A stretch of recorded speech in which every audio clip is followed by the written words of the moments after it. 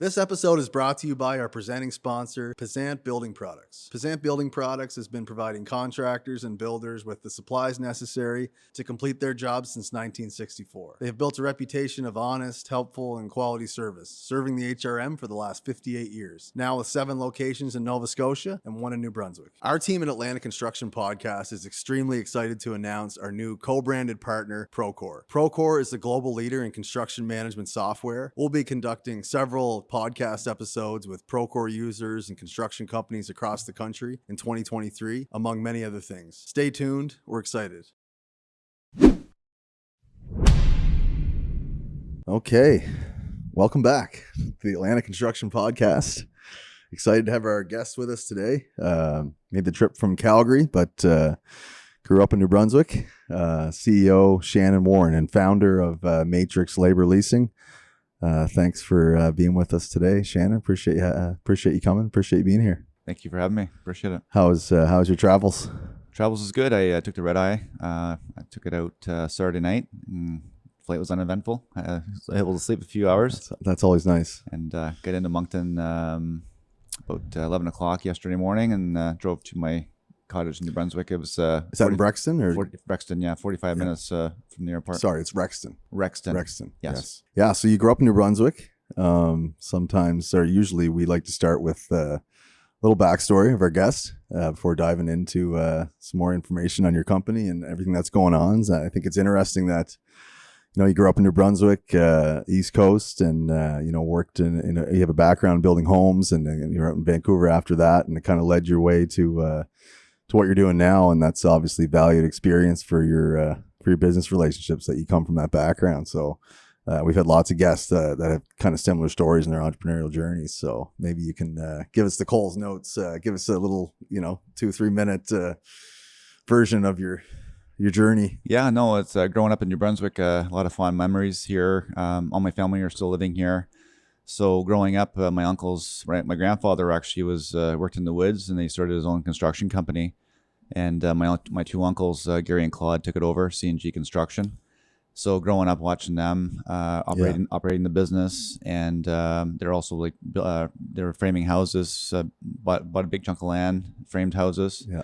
And they opened up our Articat dealership as well. So just kind of watched their journey and learned a lot from them. And very intrigued. I just lived across the street from where they had all their equipment and in their shop. I feel like that's such a common tale. I mean, not just in the East Coast. I think construction, blue collar trades, and business people, construction in there. Just having the generational, one generation to the next, and it seems to be passed down. Whether it's the business itself or just the work ethic or whatever. Thoughts on that? Or yeah, no, for sure. I mean, you're around it on a daily basis, and really intrigued by it. You always want to go in the big truck with your uncles to go for a drive and watching them do their thing. So very interesting. And then so I think watching that over time, and then when I get older, where the Articat dealership that they had at the time, they closed it and sold it, and that space is empty. So they asked if I wanted to start a business. So I did the marketing plan with the government back then, and I got a loan. I think it was $10,000. I got approved, and I started my own car wash. How old were you at this time? I would have been probably around 20 years old. And prior to that, though, it was funny. I don't want to skip over that, but my aunt, when she would, when we were kids, me and my cousin Leanne, we would get a little wagon, and she'd go into Moncton. I don't think they had a Costco back then. Obviously, it was something else. But she would get all the pops and vachon cakes and stuff, and they're building the curling club in my community at the time, and then also my uncles were building the houses at that time. So we would go and wheel up and sell the vachon cakes and the pops to the construction workers on both sites, and so that's we kind of got started early thanks to my aunt Shirley, and then also we would sell blueberries. We'd pick blueberries in the field and then to sell them at the corner there, right? So I remember doing that as well.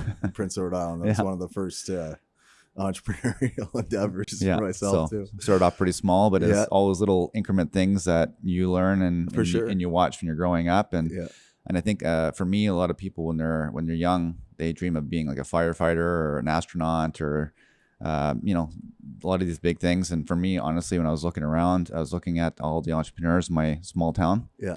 And I really wanted to be like them because they felt like I was always moving and shaking and doing things and just living a fun life. Making things happen. Yeah. So for me, that was what I wanted to do. Yeah, it's very cool.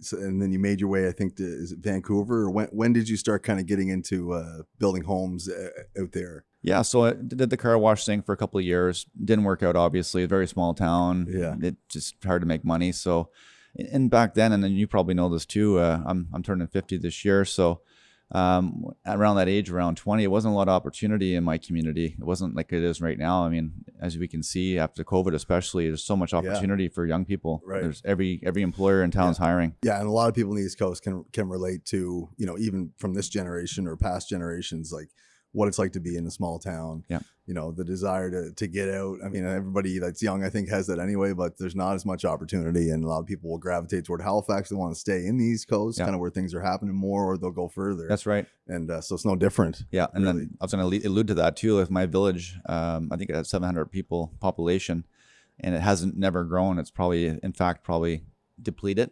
Right. Again, a lot of young people leaving. Not saying going west, but just bigger cities like Halifax and Fredericton, Moncton for that part. But so for me, like, there wasn't a lot of opportunity, and so I didn't speak French, so I wasn't able to get any government jobs back then either. So there was an opportunity there. I had a few buddies that were framing houses out of Surrey, BC.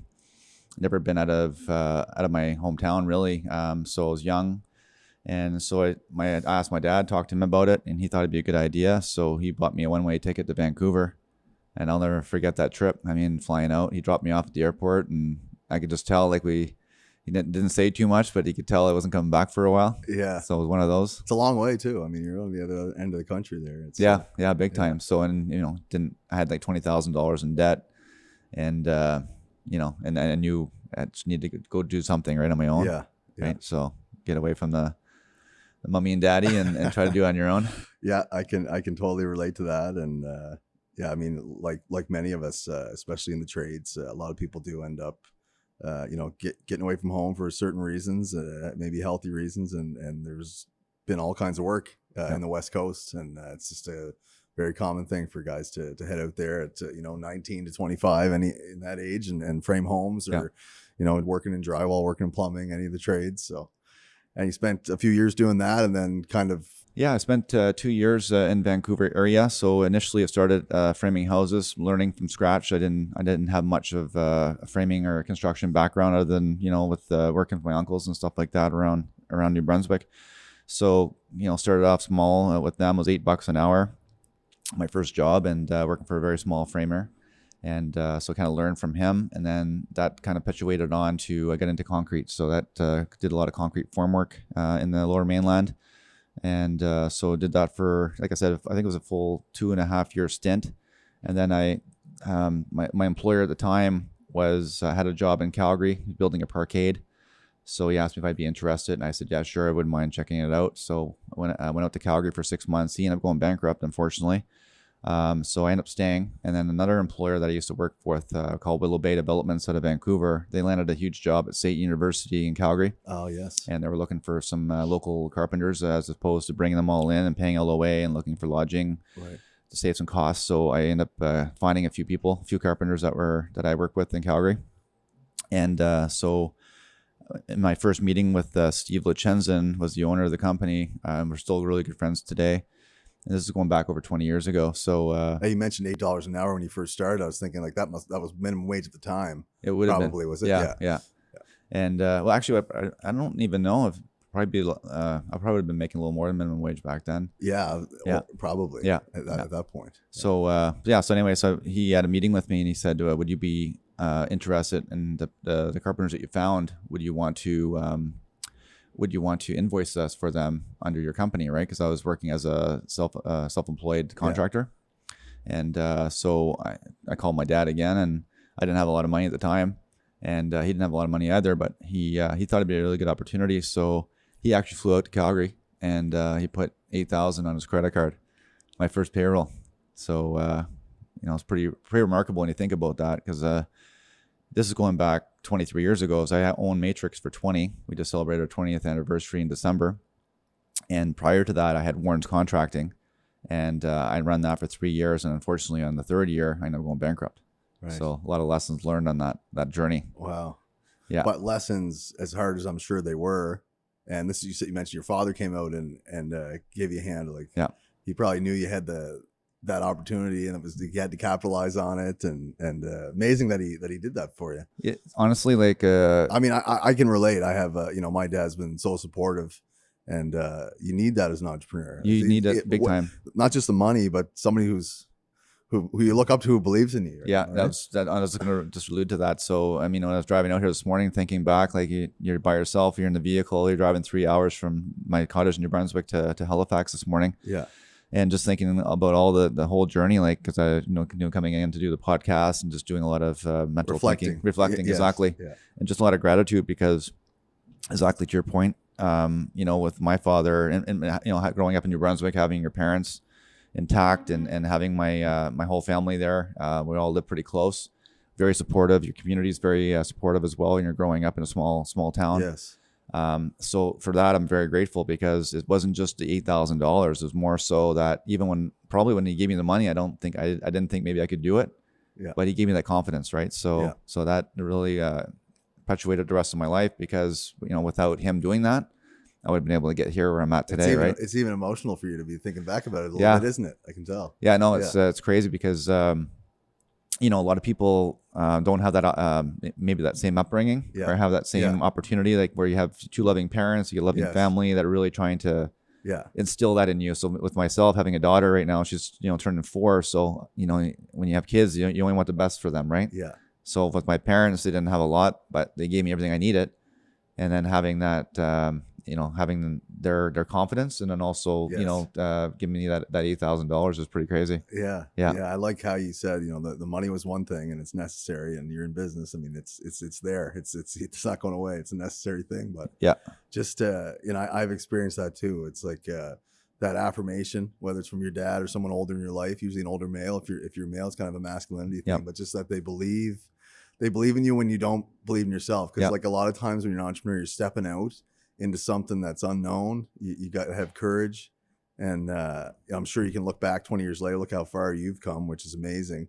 But at the time, you don't know you can do it. You know what I mean? You can say fake it till you make it all you want. There's all kinds of slogans around it, but having someone believe in you is there's no amount of money that can replace that. No, for sure. And like and when you think back too, like didn't have like I told you earlier, I didn't have the schooling. I didn't go to school. I just graduated high school. I went to 2 years, and I did a appliance repair technician. I went to St. Stephen University or college. Yeah. And so that's all I had for education. So I didn't have any proper schooling for business.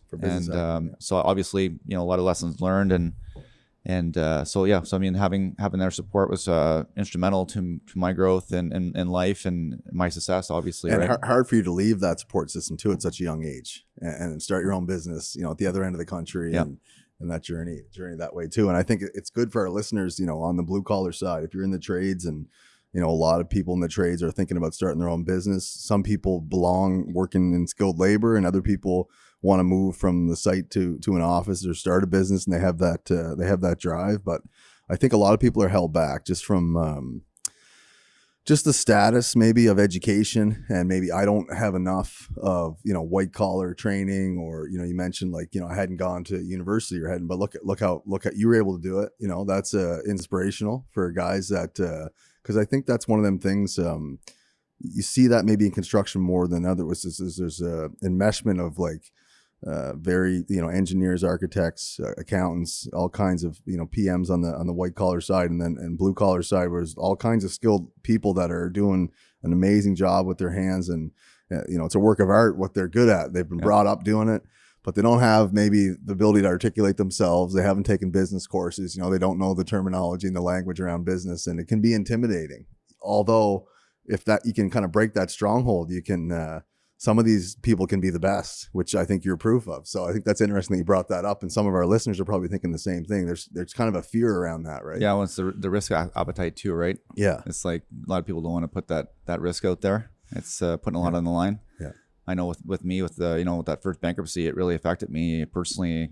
As going back to being a male provider, Yeah, it's dignity factor there too, right? Big time. Yeah, and you didn't have wife and kids at the time. I didn't have wife and kids, no. But still, it's just like it's just stigma behind it, right? Absolutely. So going through that was really difficult. So luckily for me, though, I was able to pivot pretty quickly. So going back to my father, I had to give him a call again. So I was like, Dad, going through a rough time, and when you're going through bankruptcy, you can't open up a secondary company, obviously, anywhere in Canada. So I gave him a call and asked him if he could open up a company. As I wanted to continue on what I was doing. So what happened was, in my first tender of the 3 years of my first company, Warren's Contracting, the first couple of years I grew pretty big and pretty young then, 27 years old, thinking you knew it all.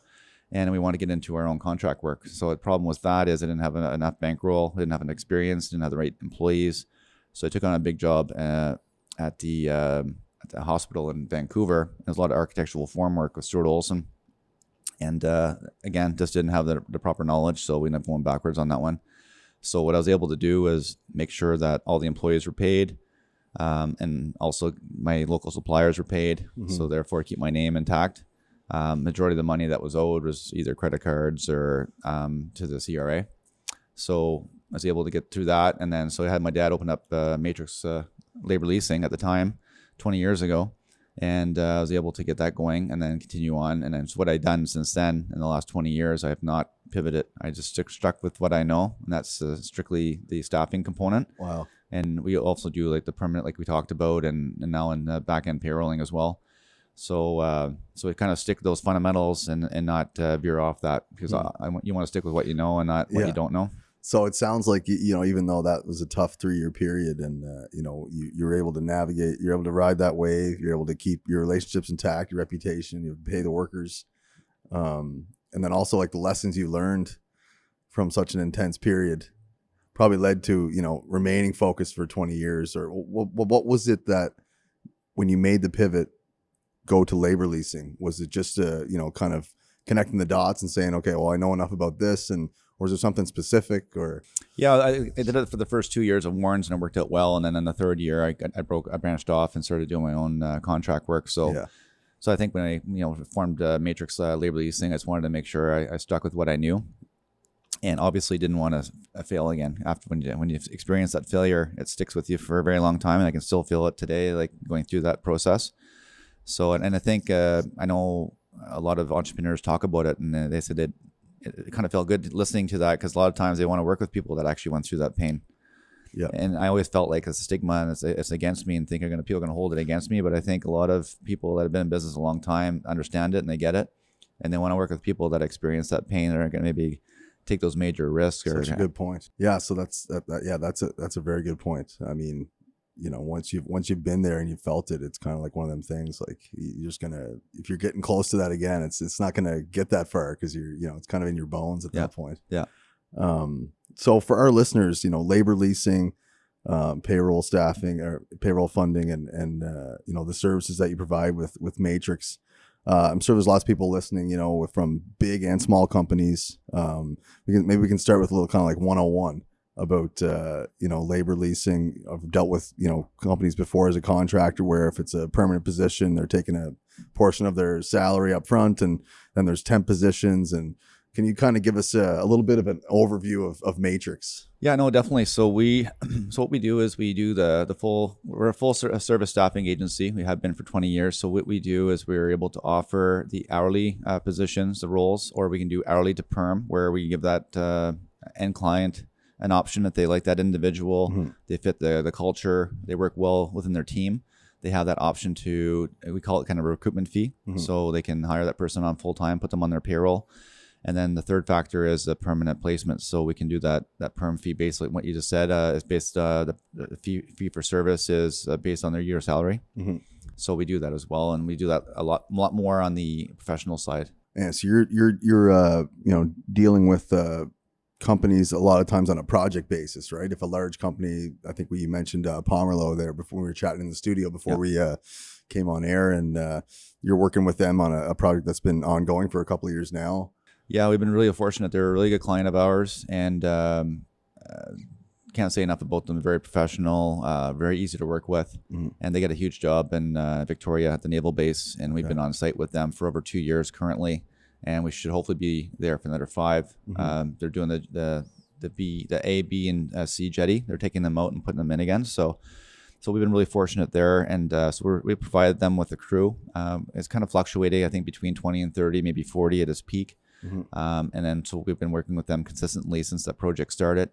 And yeah, so it's been a really good run with them. So back to your point, like we really try to satisfy. We don't go in and try to take over their company. We're only there to help with their, basically them and their teams. So we want to be the kind of extension of their HR. Right. So we come in and find out where the gaps are and how we fill those gaps. We want to be, very professional, prompt, give them the proper labor they need so they stay on time, on budget. And I believe that our fees are very competitive. I mean, they would have to be for us in order to be in business for 20 years. So we want to make sure that, for us right now, and it has been from day one, is we want to make sure that we're offering really a good service to our customers. So we want to make sure we're picking up the phone, we're answering those emails. If there's any issues with any of our employees on site, we want to make sure we address those immediately. Right. So yeah, we're basically an extension of their HR. So we don't go in there and change anything. We're not taking over their HR department. We're just there to help support. Right. And to kind of further use that specific project you mentioned as an extension of their HR, and for our listeners, just as a kind of scenario to kind of give some context and perspective.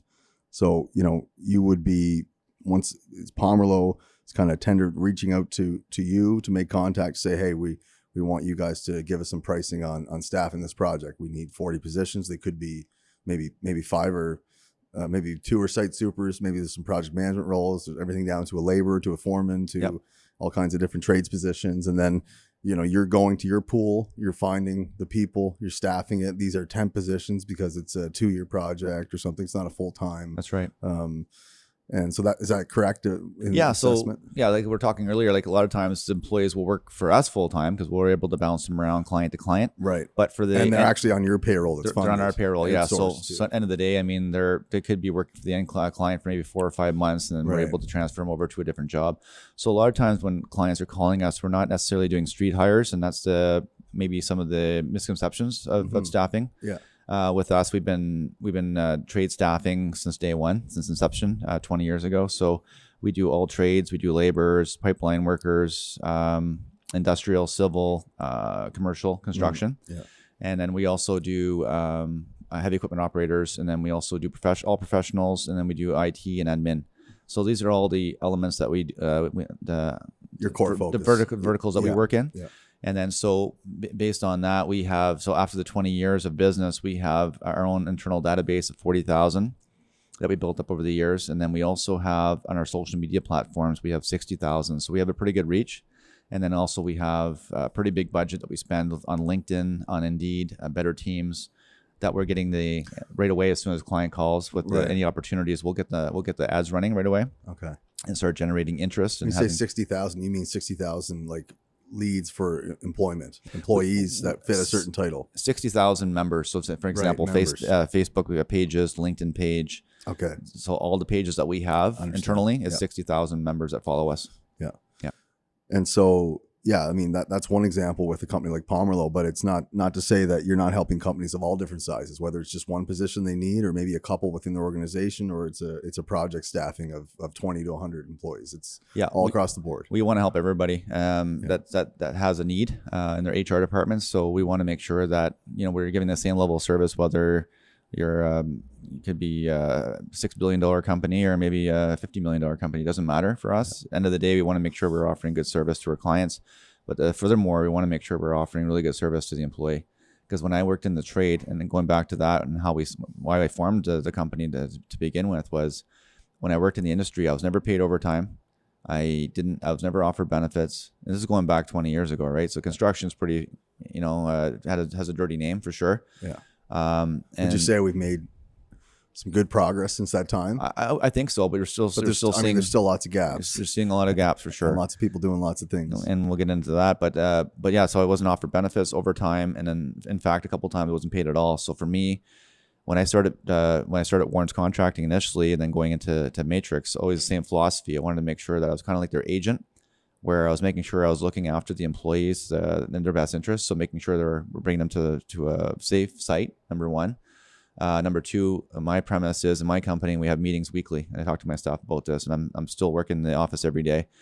that we make sure everybody's paid on time every time. We pay all our employees every Friday, EFT, and I know what it's like. And even a couple of years ago, I was having financial difficulties. I know what it is living paycheck to paycheck, and how important that is to employees, making sure they're getting their full hours or full payment. Yeah. So for us, even though we're paying every Friday, the check stub goes out by email on Thursday.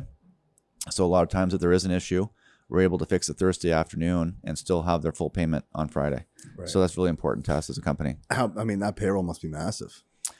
Yeah, we had a pretty big payroll last year. It was our biggest year in record, and so like how many issues are coming back in on a sample size of a payroll? Typically, there's not any, but for the most part, we're pretty fortunate. We've got a good team in our office, and we watched it very closely, and it's pretty automated at this point. Yeah. So very minimal mistakes, but when mistakes are made, they do happen for sure. We're human error, and sometimes it's not even our fault. It's just that information coming in is not accurate. I was just about to ask that. So how do you kind of eliminate error on that front? You're using obviously some partnerships there, and we use People 2.0 for all our back end office, and they're a $4 billion company growing very quickly. They're global, and they work with only staffing firms like myself.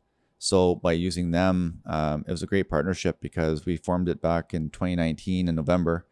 And because of that partnership, it really helped us grow, and we grow into a new vertical. We were able to offer the back end payrolling where we weren't able to before. Right. And so it's a great additive. So just for an example, we have a customer in the US that we had a big job at the LNG project in Kitimat. And so they didn't have any operations here in Canada. And we met them at an event. We had a First Nation JV in the region with GitGat out of Prince Rupert. So we have a formal JV with them since 2019 as well. So we're at an event with LNG, and we met them there, our client out of Denver, Colorado, and they built the biggest cooling tower in Canadian history on that project. So they didn't have an office, and so we were able to talk to them, and it took a while. It took about 8 months. We had a lot of meetings back and forth, and in the end, we ended up getting their confidence and use our services. So they're a union, and which is fine. We're able to do the back end office for a union company. Okay, that was one of the things I wanted to kind of discuss with you. How many union companies do you assist? Would they be one of the only union companies you're helping? Or? So far, that was the only one. We're talking to a couple others right now. So on the staffing component, we can only work in that open shop environment because we're an open shop company. Yeah. But on the payrolling, we can do either or. Right. Right. No issue there. Except no issue. You're just paying the burdens like the employer would. Right? That's exactly right. Yeah. So we're just doing the back end office. So it really helped them a lot because they didn't have an office here. They didn't know the local rules and regulations and the labor laws. So with us, with the People 2.0, we're fully compliant. We operate currently right across Canada in every province and every territory. So having that is a really benefit to us and also to our national clients as well, right? So think about the barriers to a new market that you've eliminated for them, like you just mentioned, the local, construction law, labor laws, and all these things, that they hadn't engaged your team. There's a lot of things that could go wrong and not as streamlined for sure. There's a lot of things that go wrong, and then every province, as you know, is different too. And you have your WCB, which is different in every province. And then you have your employer health tax for medical as well. That there's a few provinces that now charge that employer health tax. So for us, really trying to make sure our clients compliant and making sure that they're doing things properly. And then also on that payrolling side, we're also able to offer that 30 to 60 to maximum 75-day payment terms, which is really helpful for our clients because a lot of times they're not getting paid within those parameters as well. Yeah. So really, at the end of the day, it's cash flow, right? So really trying to benefit them by using that service that we're able to provide on the cash flow side, and also just being compliant. I mean, we're taking on all the risk as well. So we're becoming the employer of record when we're doing that. Yeah. So any issues with WCB, any wrongful dismissals, any claims, you're taking that right off their hands. We're taking it off their hands. You're letting them focus on what they do best. Like exactly. Symbiotic relationship, 100%. Yeah. So it basically offloads that liability onto us, and they're able to focus, like you said, on the project at hand, and then we can mitigate that risk for them. Quick shout out to the newest sponsor of the show, the Stone Depot. The Stone Depot is located in Bears Lake, Halifax, but serves all of the East Coast. The showroom over 8,000 square feet, perfect for masonry contractors, landscaping contractors, builders, developers. Regardless, the Stone Depot is a great option for you, whether you're doing fire pits, patio stones, kitchen and interior stones. So if you're looking for a great stone supplier, visit the Stone Depot. This episode is brought to you by Airtight Spaces. Airtight Spaces is Atlantic Canada's first authorized aero barrier dealer. They help create comfortable, healthy, and durable living environments with the added benefit of energy efficiency. Air sealing is a critical step towards net zero buildings. Using air pressure to automatically guide sealing guarantees the highest quality results in the least amount of time with the least amount of effort. If air sealing is important to you, you can visit Airtight Spaces at www.airtightspaces.com. How often do you see this scenario happening on these larger scale projects? This is pretty, it's not very common that they wouldn't be engaged with at least someone, right? And what's the competition like for you? You've carved out a niche in construction, but you're not like oil and gas and industrial commercial. Yep. You got some other things there too that you're in for verticals. What's the competition like in Calgary, in the western provinces where you're doing a lot of stuff? Like, Yeah, doing a lot of business. Yeah, going back to my point, like I know in particular when we're going through that whole COVID thing, and definitely the downturn in Alberta, like 2014 when the oil crashed, I think it hit like $26 a barrel, and a lot of that work that we're going after evaporated, especially in the industrial sector with oil and gas. So we, during that time it was a really hard fight because we're operating in a space where you're heavily there's competition out there, but we're more in a niche market for sure. So we differentiate ourselves a little bit differently with a lot of the other staffing firms. But what I seen and what I was really really hard for me to see at that time when you're going through a difficult time is a lot of companies weren't paying their people overtime. A lot of the companies, or I shouldn't say a lot of them, but some of them weren't had their employees are paying them subcontractors. So Right. It's just a lot of things that were probably not 100% accurate and CRA rules. Right. Like So- maybe not even ethical. Is that, yeah. No, exactly right. Yeah. So it's hard to watch, and for us, we just had to continue on the program. We just had to make sure we're doing things right, and doing things honest, from an honest level, and making sure that we're paying our people properly.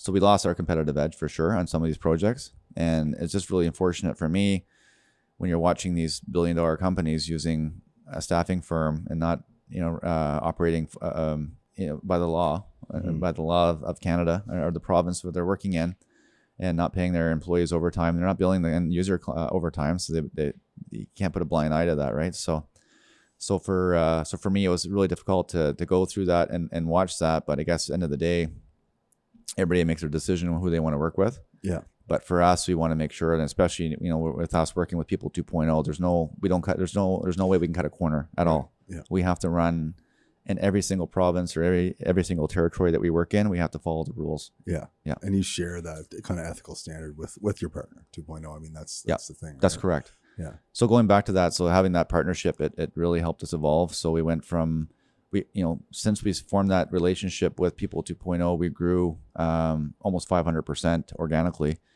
back since 2019. And so it's been a great ride working with them, a great relationship with them. So right now we're just formalizing, setting up our company in the U.S.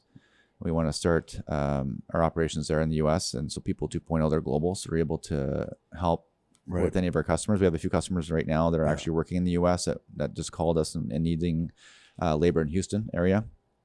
And then also our payroll client that we work with in Canada. We're growing that out, working with them across Canada for both staffing and payrolling. Mm-hmm. And then also they have a pretty big operation in the U.S. and we want to start working with them over there as well. So that's why we're just making sure we're getting everything set up right now properly. And hopefully in the next month or two, we'll be fully set up in the U.S. Yeah. And other than that, that 2014 period, and you mentioned diversifying, I'm going to assume that, your construction niche and the commercial industrial side was a big thing during the wave of the pandemic when maybe some other industries were suffering and that essential service was kind of staying at the forefront and moving along strongly. Would that be correct? Or? Yeah. I mean, we're pretty fortunate. I mean, grateful to be in Canada because, I just traveled to Mexico there with my family for Christmas and talking to a lot of locals there. The government there wasn't helping anybody, right? So for us being in Canada, I'm very grateful for that because we got a lot of, as you know, we've a lot of support from both the federal and the provincial government with the wage subsidy, rent subsidy, a lot of different loans from the provincial side as well. So it really helped that aspect. But also, like you said, we're kind of the essential service in construction, so we didn't really miss a beat, even though we're working from home for about 3 months during the lockdown initially. Yeah. A lot of our employees were working in the field, which I felt kind of bad because I thought it was kind of like hypocritical because we're all at home being safe. We didn't know what was going on and our employees were out working in the field. So But anyway, it all worked out in the end, as we all know. Well, they had lots of precautionary measures on the for sites sure, at that time 100%. too, right? To the point where they could barely move. Yeah, at certain times. no, they did for sure. Yeah. Yeah. My next question was, as far as the Calgary market, and that's that's where you grew, and now you're, like you mentioned, you're planning on setting up shop in the U.S. You've been helping clients in the U.S. for a while, all across the country, but Calgary's been a good place to kind of for obviously you've had all that growth there. It's a pretty thriving market. I mean, it's kind of no secret that Alberta's a busy spot, but maybe just a few comments on Alberta in general. Yeah, I mean, it's unfortunately over there. Anybody can attest to this too. Living there for the last 20 plus years, or maybe lived there their whole lives, it's a boom and bust concept over there, right? And it's very unfortunate, but that's just the way it is. But right now, I feel like we're getting a little bit more leveled out as far as more diversified, a little more consistent. Oil is obviously trading at a higher number and has been for a while. And all indicators show it's going to be pretty strong for the next probably 5 to 10 years. It's not going away. Mm-hmm. So for us, really want to try to capitalize on that and that market, and really try to get into the industrial side, because we really want to, where our sweet spot is and where our fundamentals of what we can do best for our clients is those shutdowns, outages, because we do have those crews that we have worked for us in the past, tried, true, and test it. Right. And we know what tickets are required. We know what sites, we worked on a lot of these projects before with CNRL, Suncor, right. BHP Mine, to name a few, LNG Canada. So we know what their expectations are, what the requirements are. A lot of our employees worked in that space before, so we're able to pivot very quickly. So say for an example, a client calls us tomorrow, we need 50 pipe fitters on site. Right. We can move very quickly. So we have 14 full-time staff in my office right now in Calgary. So we're able to move very quickly and get them, the end client, what they need very quickly. Yeah, so your value proposition for these large industrial projects is high value. High value, quick for sure. turnaround, and lots of experience. And so when it comes to Atlantic Canada and the East Coast, you mentioned doing some work for the Irvings and maybe some other local ones. Just no secret that things are busy here on the commercial construction side. Maybe you can share your thoughts on the industrial side. Is there kind of you have some plans to kind of start to do some more business here and kind of capitalize on where the market is right now? Yeah, definitely. I mean, it's been amazing to see, because I'm originally from New Brunswick and the East Coast, and for many, many years, the wage differential was insane going from Alberta to the East Coast, and now we're starting to see that gap close very quickly. So for us, I know with my end client here in Halifax at a shipbuilding yard, their wage just went up. They had a ratification with the union, and they're now paying $43 an hour for trades on site. So one thing we didn't mention earlier is one thing that makes us different than a lot of staffing companies is we always make sure all our employees are wage parity, which means they're making the same money as our end client. You're not paying them less, right? No, not at all. Which some labor staffing companies will do that. Yeah, I mean, like I said, to be competitive. Yeah, every staffing company is different, and to be competitive, to your point. But with us, we always want to make sure that when we're building our rate, we want to make sure that we know what they're paying currently on site, and we'll build our rate off that. So, and for two reasons: one, we want to make sure our employees are treated fairly, and number two, we don't want to have infighting going on site, and that causes a major problem. And this is coming from the 20 years experience, right? So, right, because if it's someone on site who wasn't hired through labor staffing or Matrix and working for company XYZ next to another guy that was and's making $5 less or something. And make no mistake, they're talking about their wages before coffee break, right? So yeah, it happens. Although it's no one's business what people make, it happens on every job site. It happens, and what we're trying to do is mitigate that issue to the end client as well. So we don't want them dealing with that drama on site. So what we try to do is make sure that, and that's the reason why, the two formal reasons is to make sure our employees. Well, you're going to have disunity in your crews. That's correct. And the production is going to go down, and people are going to get in. Yeah. So that's one benefit. So right now, so at $43 an hour, that's right here in Halifax, which is crazy because it's been for so many years. You've seen a massive swing between the two provinces of Alberta to Saskatchewan, and that gap is closed. That gap's closed big time. So what is it in Alberta? So it's pretty exciting. It's great to see Alberta right now. When you're in oil and gas on the industrial side, it's probably about 45. So it's that close. That's kind of like on the kind of the medium, the pay rate. It goes from 45 to maybe in the low 50s, right? Yeah. So to see that's really great. So for me, like being here today, speaking with you, getting the message out, but also, want to get some videos and snap it on social media, but really trying to sell that East Coast lifestyle, right? So I'm from East Coast, love coming back, love seeing family, friends. A lot of trades people might be working out west right now. You may want to take a visit and take a look at what we got to offer. We're paying $43 an hour. There's some overtime there being offered, and we're also offering full benefits to our What are all most employees. of these positions about this specific rate you just mentioned, and for the shipbuilding? Shipbuilding these yard. positions would be. So the two main ones right now is metal fabricators and welders. Okay. So those are the two main ones we're looking for. And with those two roles, we're able to pay LOA for anybody living 80 kilometers outside the radius of the shipyard. Right. And that's $135 a day, LOA, tax-free. And then we're also able to offer, on top of that, $220 a week for travel. So that's a great... are these entry-level apprenticeship positions? Are they journeymen? Unfortunately, we can't offer that to any apprentices. Right. It's just for trades only, journeyman, Red Seal. Yeah. So those are the two main ones, but we're hiring for all trades on that project, and also painters, laborers. But those would be all localized. But the two that we're able to offer the LOA and travel is for the welders and the metal fabricators right now. Okay. Yeah. Well, that's so going back to that. So really trying to, anybody working out west that maybe want to come back or want to come back for the summer. Yeah. You're closer to your family. You're closer to the ocean, and no better place to be than the East Coast. Yeah, we're gonna have a soundbite go out with that one for sure.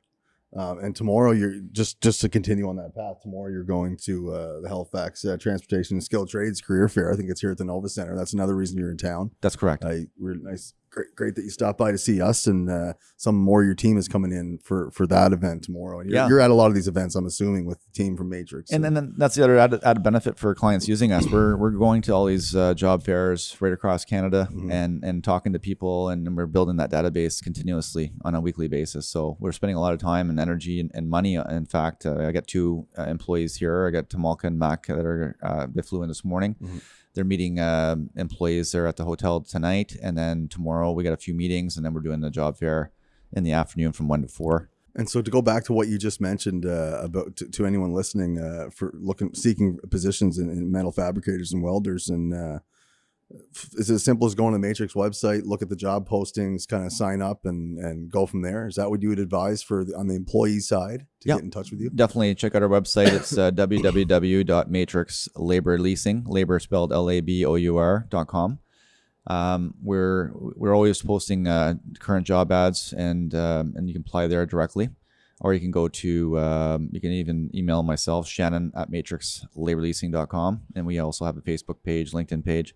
You can find us, so we're very visible that way. But we have a long-term contract with Irving, and so we're always going to have these roles coming and going. So we're just really trying to build that database. And the key element here is if you're at all interested, just get yourself set up, because we have to go through OLAS. It's the controlled goods with the federal government. Right. And the documentation takes about a week to process. Right. So if you're interested at all, just get that started, get the ball rolling. Get the ball rolling, and at least get you in the system. It doesn't cost you anything. Yeah. And then that way if you ever want to come and jump on site, we can get you going right away. The term social recruitment, look at Matrix, the 20-year history, all the large and small clients you've helped out on the employer side, project side, and then all the employees you've hired over the years in different roles. How much, and then the different partners that you have, that's a huge advantage, right? I mean, the social recruitment side, just to be able to say, hey, you have this need. We've got huge social capital there as far as our network and our history, and I'm sure there's still instances where there's certain specific positions where you've got to kind of reach outside what's existing there for your system to bring in those positions, but a lot of times what you've built is kind of turnkey. Yeah, I'm assuming with that terminology, this social recruitment. Yeah, I mean, it's 20 years of dedication, right? So I mean, in 3 years prior to that with Warren's contracting, but we're all passionate. Like, we got 14 people in the office. I'm in the office every day working with my team. We have weekly team meetings, making sure what are the issues, what's going on, how can we do things better. Like, we're not the best, and I can state that very clearly. Like, we're not the best staffing company in the world. we're trying to get there. So we're working hard every day, and we're very passionate about what we do, and we care, and people can't take that against us. Like we and I know, because my employees are there every single day working there, working as hard as they can. Yeah. We're all very passionate about what we do. We actually care. We want to look after our employees. We want to make sure they got everything they need. We want to be accessible, answer any questions they have, making sure that process is very seamless. Our onboarding is all electronic. Our payrolling is paid weekly via direct deposit. We also want to make sure that all our employees have the full medical dental benefits. So we do that through Open Circle, which is used to be Merit Contractors Association. They're across Canada, right? And they're formally kind of formatted for the construction industry. So and that's the reason why I like using them. I use them since day one of the inception of Matrix. So what I like about it is two things. One is they offer the tuition reimbursement when you take your apprenticeship training, which I think is really important. And especially if you want to get into that, like we talked about, junior site superintendent or site superintendent role, you really have to get that fundamental, right? Get your trade ticket to move up to that next level. Well, this is a big part of Matrix as well, staying on top of the training. It is. It's huge. We want our people to be elevated. Yeah. And that's one thing people don't think, that they probably don't think that of us, but we really want to make sure that, and even though we're not being paid for it, we want to make sure all our employees, internally, externally, are moving up that ladder. Yeah. And if that means that we have to part ways, that's just the way it is, because we want them to grow. And it's the best thing for them. It's the best thing for them. And I'm telling you, there's so many stories over the years where they become a site superintendent, and then they call us looking for people. So it evolves. It's like a full 360, right? They come on, they learn, they go through the whole process, they get their journeyman ticket, and they move on to maybe an end client. And they'll move them up as a site super role, and then they end up calling us for labor down the road. Yeah, right? it's got to be a good feeling when those calls come in. Big time. Yeah, and I had just a call the other day from a guy that his name's Sebastian, working at Graham Construction now, but he just talking, and it's just so cool to hear when people say, like, if it wasn't for you, I wouldn't be here. You know what I mean? Like, yeah, you're a very kind of influential part of their journey. That's right. To give them that leap into the next phase. I don't look at it that way. I don't think I'm not a God figure like that, but it's nice to hear that, as an instrumental or a kind of vehicle to get him from point A to point B. And now, like, he's killing it. He's working industrial sector in Fort Mac and just loving life, right? So anyway, so these are all elements that we really try to instill in our team, that we want to make sure that they're moving up the ladder. We don't want people just to be stagnant. We want them to be growing and learning every single day. And if with my team, I don't try to micromanage too much. I always try to tell them, like, any kind of watching podcasts or anything you can do online, or just going out to networking events, just, growing outside of the office. Like we had to learn, we got to know what's going on out there. Yeah. And for the end user client, I mean, a lot of people say, well, why would we use Matrix? Well, we have a lot of years experience. We offload a lot of that risk, mitigate that risk for the end client. We also are able to react very quickly and move very quickly if they need labor on a project. And rather than spending a bunch of money and time trying to hire 30, 40 carpenters or pipe fitters for a job, one phone call, we can do it all. We can get them what they need very quickly, efficiently. We're taking on all the risks. We're able to offer that 30, 60-day payment terms. The other key factor is, where we have all the accreditations, right? So we're with IS Net World, Comply Works, and Avita. So it takes a lot of work. It's a lot of money every year too to pay these membership fees. But not only that, we got to process the information every week, every month, internally within our office, making sure that we're compliant. Yeah, so having all these accreditations are, is a big de facto for us. And then also the First Nation alignments that we have, working with different First Nations right across Canada, for that matter. We have First Nation relationships in BC, Alberta, Saskatchewan. And any jobs that we have, are always offering the open roles to the First Nation partners that we work with. And we also have the JV partnership that we have in Prince Rupert, which obviously is a big help, especially working on that project with LNG Canada. And that's how, we end up getting a pretty big opportunity as of late with one of the biggest insurance companies in Canada. And so because of the First Nation alignment with the inclusionary spend, so we really want to, continue working with First Nations, and also with our nonprofit groups. We work with a lot of nonprofit groups here in Nova Scotia as well, right across Western Canada. And these are all elements that we work on that really helps the end user and client, because we're doing all this heavy lifting, doing all this work, holistic approach. So and so for the client, so just for an example, like the nonprofit groups we work with in Calgary, if they need a safety ticket or if they need any PPE that's required for the job site and they're missing it, they'll pay for it. So it really works out well because the end client's not paying for it, Matrix is not paying for it, it's the nonprofit group that's paying for it. Right. And it's really helpful because the end client doesn't have a lot of time to deal with the whole hiring process and making sure they have all these proper tickets and the PPE requirements. So then that's part of the service, right? So we're going to look after all that for them. So they're able to focus on the front end, which is making their customer happy. Exactly. And they're on time, they're on budget. Everybody's kind of doing what it is they're specialized to do. Stay in your lane, right? So so being the founder and CEO of a labor staffing company that focuses, among other things, highly on commercial construction, a big topic in the industry in the East Coast, across the country, nationally, and I'd say in North America. I think a lot of different people that we've had on and talked to at different events in Toronto and other places is labor shortage. I'm just wondering, like, do you guys feel like you have a certain pulse on that labor shortage, just in your unique position? Kind of maybe some comments on that. I was going to ask, like, in your call them like your candidate reserves, like it's not like you're, I don't know if that's even a proper way to explain it or articulate it, but like, there's lots of, we've got lots of plumbers in Calgary. If you're looking for them, here you are, site supers with a certain amount of experience, like across the board. Is there a certain thing that's lacking from what you see? Just comments on the labor shortage. Because of our fast growth, obviously the staffing issue is a major problem right across Canada and the US as well, right, North America. So for us, it was a really good moment in time for us to really capitalize on it and grow, obviously. But we're also very challenging, though. Very challenging for sure. It's a lot more effort and a lot more work for us to find what's required.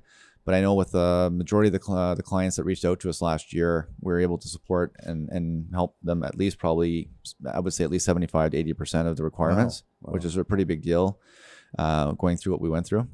But we're fingers in the pulse on that for sure. We're talking to the apprenticeship training board. You're seeing less people having kids, so that's number one issue, right? So you got less population coming in.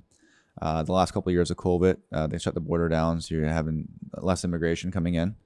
And then also what we just talked about earlier is about the baby boomers that are all retiring, and a lot of people already have retired or are going to be retiring in the next 5 to 7 years. So no matter the lack of youth entering the trades, lack of youth too, right? So you take that combination of three, you're going to have a major problem no matter what. So even if the economy stalls or slows down, it doesn't matter because you're going to have a major issue. You're going to have a lot of... So if we're not solving this problem from all different angles, it's not going to maybe not weather the storm very well. No, and I think now with the immigration, like with the border opening, you're having a lot more people coming in now. So it's going to obviously mitigate some, it's going to help some of that, that issue. But it's not going to solve all the problems. Yeah, we've seen that. We've seen that in the East Coast for sure. Lots of immigration workers on the job sites in construction for sure.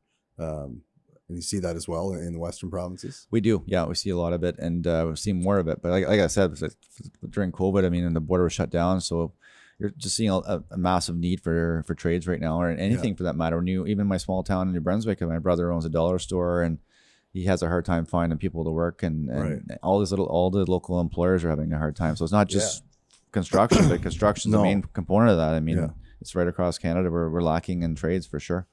Yeah, and I think of even people we've talked to in the past, in the past 50 episodes on our podcast here in Atlantic Canada, whether they're a developer in Halifax or a general contractor that does work all over Atlantic Canada and sometimes maybe south of the border or central Canada when the opportunity pops up. These guys are always looking for, a really experienced site super, maybe 10 years more experience. High paid position, 6 figures. And they're also, you have people trying to build internal crews of skilled carpenters. Any of these people could be reaching out to Matrix, right, from the East Coast. That's right. Talking to a company that's building some timber homes. They want to start their own crew that'll travel from the East Coast and south of the border. They want to find 12 highly skilled red seal carpenters, and they can't.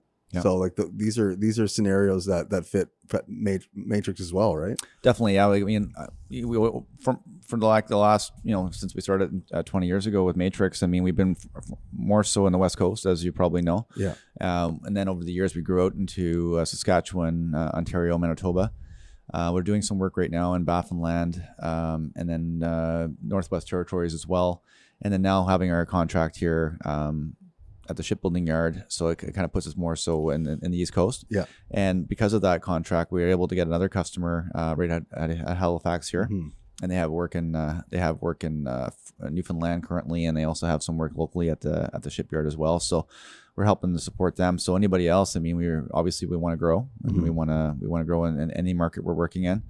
So or any province that we're working in. So we want to make sure that we're able to help support anybody that wants to use our service. And I mean, as far as it being the East Coast as opposed to maybe other areas geographically that you've done lots of labor staffing on, it's the same service, the same, like it's just as far as like maybe you need to find some people that are willing to move there from somewhere else, or it's the same service right across Canada, and now moving into the U.S. But we're able to satisfy anybody that needs us, and like I said, we've got a couple of different verticals, right? We do all construction, the professionals, the IT, admin, and then oil and gas for sure, pipeline work. And then the big thing for us too is like being able to offer that back end office component. So if they want to offload their payroll, or even project by project basis, or if there's a company from the US coming into Canada, we're able to help all their needs, right? So if they want to, they're looking for someone to do their back end payrolling, looking for someone to do the staffing, we can do it all. Talk a little bit about this is your 20th anniversary, and we got to hear kind of some of your journey there, some really neat stories, and thank you for sharing that with us and being vulnerable and talking about the journey out west, and how your dad was so helpful and how far you've come. It's got to be, you mentioned already that you're doing a lot of reflecting the last few days, but for you and your employees, that's a big thing. 20 years is a big milestone. Congratulations, obviously, but maybe just kind of give us some comments on 20 years. Yeah, thank you. It's honestly, it's been a real journey, and I honestly enjoyed the ride. A lot of highs and lows for sure, and especially being in Alberta in 2014, there's probably about 4 or 5 really hard years there. Yeah. You couldn't buy a job. The market was hit really hard. There wasn't much opportunity. Yeah. So we had to really weather that storm. We had to fight through it, and then we kind of were coming out the other side. We're starting to see some confidence in the market. We're starting to see some opportunities, and then COVID hit. Yeah. And that was obviously initially was really scary for myself running a business, because you got people you got to look after, like your external employees, your internal employees. For me, it's a big responsibility. So you want to make sure that you're looking after your staff the best that you can. So when that hit, a lot of uncertainty, but luckily, like I said, we had this government helped a lot of companies out here in Canada, and us being the essential service, we were able to keep rolling. And then when things got really busy, then we were able to pay off we had incurred some debt during the downturn. So we paid off all our debt. So we're running very strong right now. We got zero debt within our company. Don't even have a line of credit. Cash flow positive. Last year was our best year on record, and this year is looking to be really good because we were getting into a new vertical, the IT admin. How satisfying does that must feel for yourself? Yeah, it's really hard to put into words. Hard to describe, because I mean, Brienne, my partner, we're not married yet, but we're engaged. And so when she met me, I was going through that really difficult time. So thankfully, she hung in there with me and helped me ride out the storm. And then having our daughter, she's turning 4 here in June. So, just it's hard to describe, and people ask, and then going through that whole process where, you could have lost everything, right? Because, times were definitely difficult. And then going into COVID, and I had a customer didn't pay us for $1.6 million. And it's you have a lot of sleepless nights. And for a week there, after that non-payment from the customer, I had insomnia. I couldn't sleep.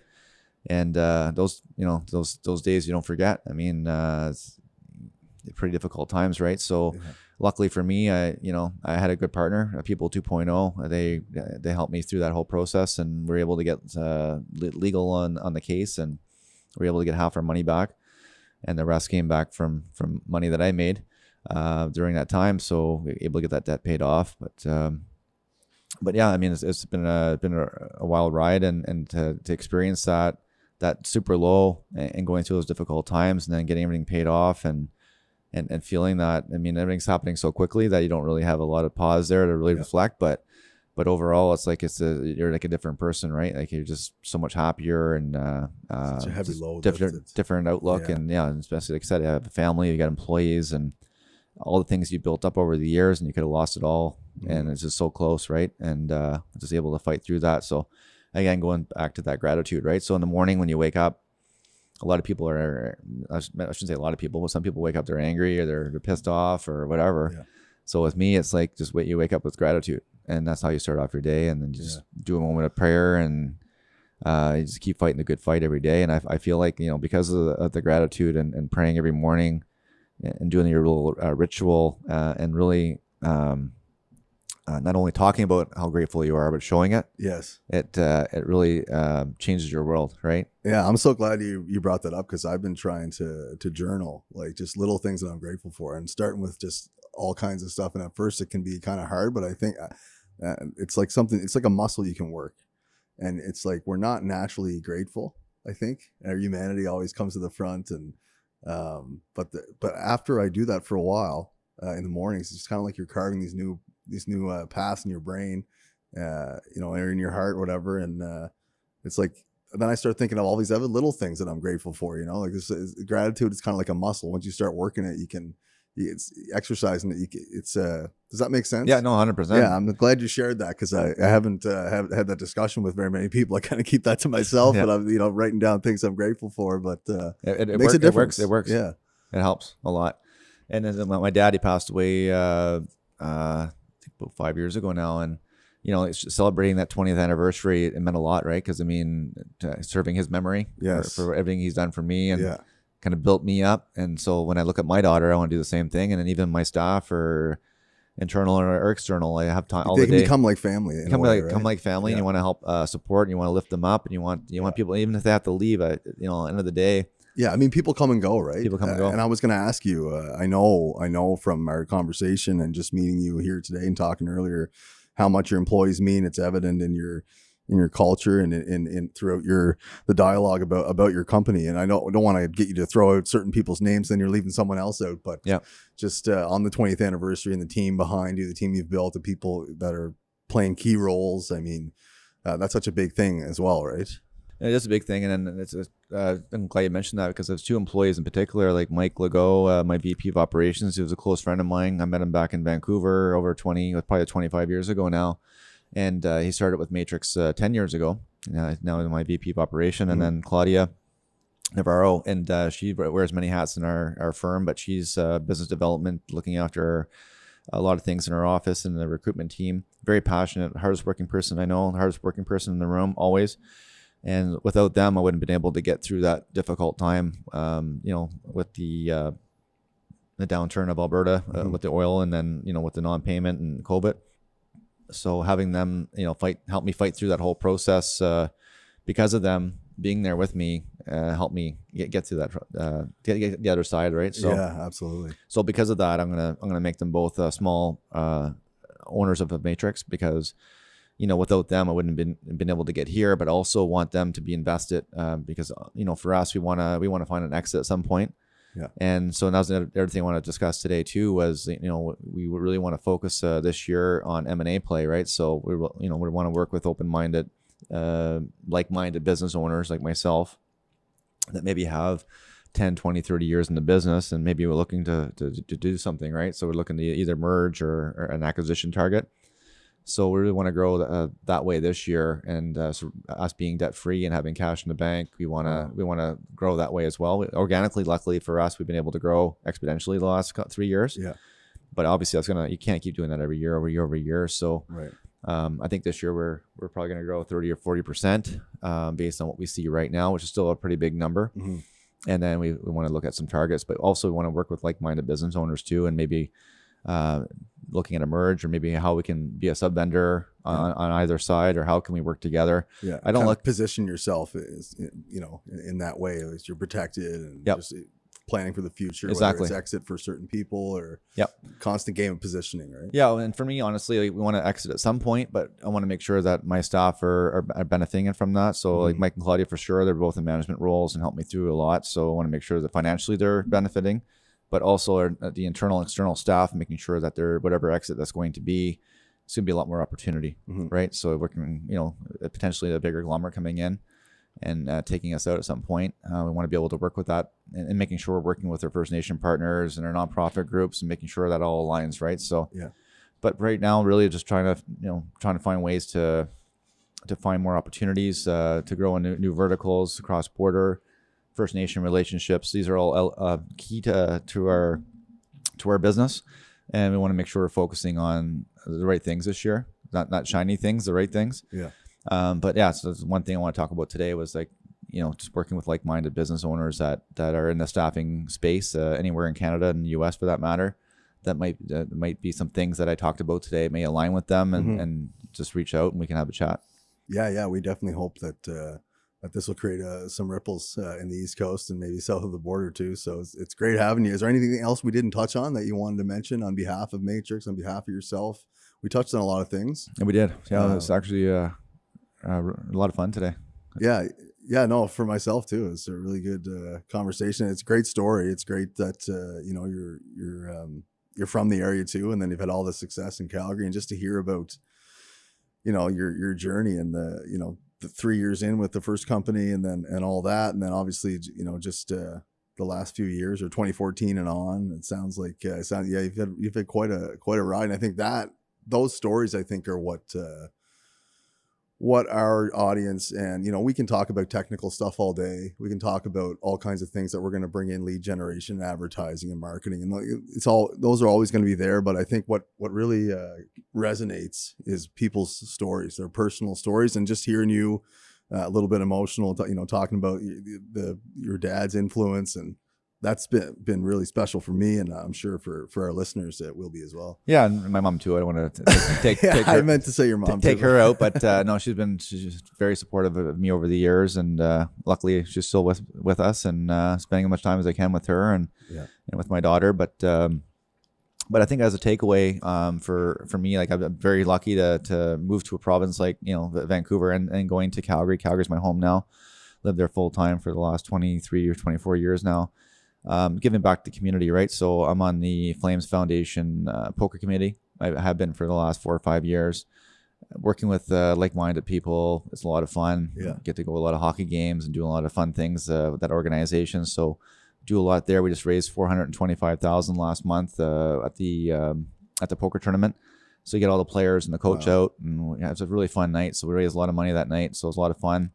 2 years of hiatus with COVID. So is it a poker tournament for the Flames organization? It was actually it's a charity event that we have. Okay. So the Flames players, the coaches partake. Okay. And so then we get business owners like myself and other businesses Right. that be sponsors, right? And is it for one specific charity or many? Or It's for the Flames Foundation itself, and all the money goes to different Right. communities, like mostly in the community of Calgary and First Nations. I think they built a rink there for Siksika Nation, and then they do a lot of different things, and also a big thing with sports, right? So kids that can't afford to get in or the equipment, they'll look after that. They do a lot with the Kids Cancer Foundation as well, Camp Kendall.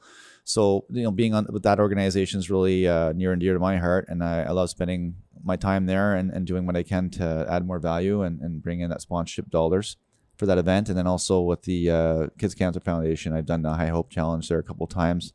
Raised a bunch of money for them. So, and again, having a 4-year-old daughter, looking at those kids and what they're going through, there's no bad days, right? So, so for me, it's it hits home hard because not my daughter's anything wrong with her, but you always think of what would happen or what would I do. So having an organization like the Kids Cancer Foundation of Alberta, they do a lot of good things. And so for me, I'm just blessed to be a part of it and help them where I can. So as you do better in life, you want to be able to give back to your community. For sure. Yeah, that's amazing. Shannon Warren, CEO of and founder of Matrix Labour Leasing. It's been a pleasure chatting with you today.